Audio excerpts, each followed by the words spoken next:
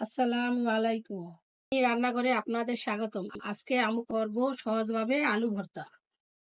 আলু ভর্তা করার জন্য আমি হাফ কেজি আলু নিলাম।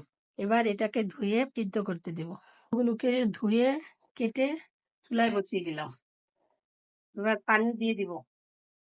পানিটা কম বেশি হবে আলুর উপর। আলু যদি বড় হয় তাহলে পানি বেশি নিতে হবে, ছোট হলে কম নিতে হবে। এবার ঢাকনা দিয়ে ঢেকে দিলাম। আর আঁচ বাড়িয়ে দিলাম। ঢাকনাটা উঠিয়ে একটু লবণ দিয়ে দিব। লবণ দিলে আলুটা তাড়াতাড়ি সিদ্ধ হয়ে যায়। এবার এবার ঢাকনাটা উঠিয়ে দেখতে হবে আলুগুলো সিদ্ধ হলো কিনা। হ্যাঁ, আমার আলু সিদ্ধ হয়ে গেছে। আলুটা ডিপেন্ড করে আলুটা ভালো সিদ্ধ হলে আলু ভর্তাটা মজা হয়। হ্যাঁ, আমি ভালোভাবে সিদ্ধ করে নিব। এবার ঢাকনাটা উঠিয়ে দেখতে হবে আলুগুলা সিদ্ধ হলো কিনা। হ্যাঁ, আমার আলু সিদ্ধ হয়ে গেছে। এবার সম্পূর্ণ পানিটা শুকিয়ে নিব। আলুটার সম্পূর্ণ পানি শুকিয়ে গেছে। এবার আমি চুলা থেকে নামিয়ে এবার চুলায় একটি প্যান বসিয়ে দিলাম। দিয়ে দিব পেঁয়াজ কুচি। পেঁয়াজ কুচিটা বেশি হলে আলু ভর্তাটা খেতে মজা লাগে। এবার দিয়ে দিব তেল। সরিষার তেল হলে ভালো হয়, কিন্তু আমার কাছে এখন নেই। এবার এটাকে ভাজতে হবে।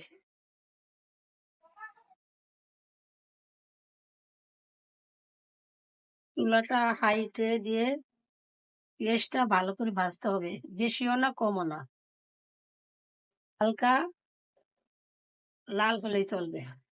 হয়ে গেছে আমার পেঁয়াজ ভাজা বা বেরেস্তা। চুলা থেকে নামিয়ে নিব। কালারটা এরকম হয়েছে। এবার চুলায় মরিচ ভেজে নিব ভর্তার জন্য। শুকনা মরিচ হলে ভর্তাটা খেতে ভালো লাগে। মরিচগুলো আমার ভাজা হয়ে গেছে। এবার চুলা অফ করে দিব।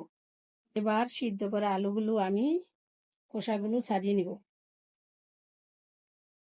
আলুগুলো আমার খোসা ছাড়িয়ে নিয়েছি। এবার আলুগুলোকে পিষিয়ে নিতে হবে। আমার আলু চটকানো হয়ে গেছে। আমি 6 থেকে 7টি মরিচ ভর্তা নিলাম এবং ভেজে রাখা পেঁয়াজগুলো ঢেলে দিলাম। এগুলো সবগুলো একত্রে মরিচ এবং পেঁয়াজ, আমি যেহেতু আগে লবণ দিয়েছি এখন আর দিব না। হ্যাঁ, লবণ স্বাদ মতো দিতে হবে। এবার এগুলা একসাথে মিশিয়ে চটকিয়ে নিতে হবে। এবং এবার লবণটা দেখে নিব ঠিক হয়েছে কিনা। আমার আরেকটু লবণ লাগবে, তাই আমি লবণটা নিয়ে নিলাম। হয়ে গেল আমার মজাদার আলু ভর্তা।